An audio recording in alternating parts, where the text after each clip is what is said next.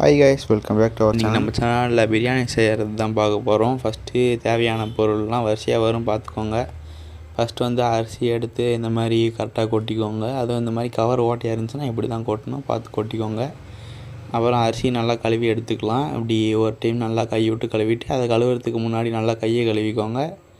கழுவிட்டு அதே மாதிரி இன்னொரு டைம் கழுவி எடுத்துக்கோங்க. அதுக்கப்புறம் கறி எடுத்து அதில் கொஞ்சோண்டு மஞ்சத்தூள் போட்டு அதை நல்லா சுத்தமாக கழுவி எடுத்துக்கோங்க. கறியையும் அதுக்கு முன்னாடி க்ளீன் பண்ணி வச்சிடணும். அதனால் மஞ்சத்தூள் மட்டும் போட்டு இன்னொரு டைம் க்ளீன் பண்ணிக்கலாம். அப்புறம் நல்லா ஒரு குண்டானை வச்சு அதில் எண்ணெய் ஊற்றி அப்புறம் இந்த பட்டை, லவங்கம், அப்புறம் இந்த மிளகா அதெல்லாம் போட்டுக்கோங்க. அதுக்கப்புறம் கொஞ்சம் எண்ணெய் காஞ்சதுக்கப்புறம் இப்படி இந்த வெங்காயம் அது போட்டு நல்லா கொஞ்சம் வதங்க விடுங்க. அது ஒரு மாதிரி கலர் மாறினதுக்கப்புறம் இந்த இஞ்சி பூண்டு பேஸ்ட்டு போட்டு இன்னும் கொஞ்சம் நேரம் அப்படியே விட்டிங்கன்னா அந்த வெங்காயத்தோட கலர் வந்துடும்.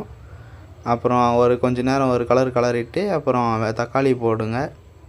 தக்காளி போட்டதுக்கப்புறம் இன்னும் கொஞ்சம் நேரம் விட்டிங்கன்னா அது வதங்குற வரைக்கும் விட்டுட்டு அப்புறம் கறி போடணும். கறி போட்டுட்டு கறியெல்லாம் தேவையான வாங்கும் போதே வந்து பிரியாணிக்குன்னு சொல்லி வாங்கிக்கோங்க. அப்புறம் மிளகாத்தூள், அப்புறம் மல்லித்தூள், அப்புறம் மஞ்சத்தூள் அதெல்லாம் போட்டுக்கோங்க. அதெல்லாம் போட்டு நல்லா கொஞ்சம் கலரிட்டு கொஞ்சம் நேரம் விட்டுட்டு அப்புறம் தண்ணி ஊற்றணும். தண்ணி ஊற்றிட்டு அரிசி போட்டுக்கோங்க. அரிசி போட்டுட்டு ஒரு மூடி எடுத்திங்கன்னா பிரியாணி ரெடி ஆயிரும். நாங்கள் சாப்பிட்டு வரோம், நீங்களும் போய் சாப்பிட்டு வாங்க. பை கைஸ், நெக்ஸ்ட் வீடியோவில் பார்ப்போம்.